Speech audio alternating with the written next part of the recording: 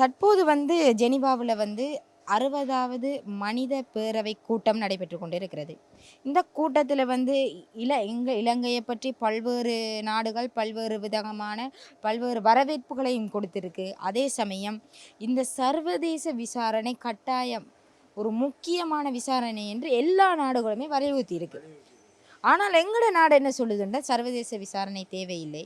அதை மறுத்து உள்ளக பொறிமுறை மூலம் உள்ளக விசாரணையை மேற்கொள்வோம் என்று சொல்றாங்க. இதை நீங்கள் எவ்வாறு பார்க்கிறீர்கள்? இதை இப்போ 30 வருஷமாக அதாவது எங்களோட பயங்கரவாதம் என்றவை சொன்ன இது ஒழிக்கப்பட்ட நாள்ல இருந்து இதையே சொல்லி கொண்டிருக்கணும்.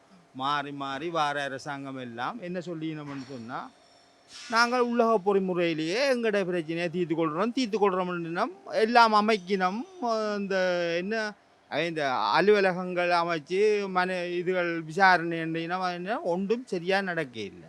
சரி, இப்போ அதை மாறி மாறி வார அரசாங்கம் எல்லாம் உள்ளக பொறிமுறையில் செய்கிறோம்னு சொல்லினமே ஒழிய யாருமே செய்த பாடில்லை. 30 வருஷம் செய்ய இயலாததை இனி என்னென்று செய்ய போயிடும். இதான் இப்போ எங்கட கேள்வி. இப்போ இவ்வளவு காலம் எத்தனை அரசாங்கம் வந்துட்டுது.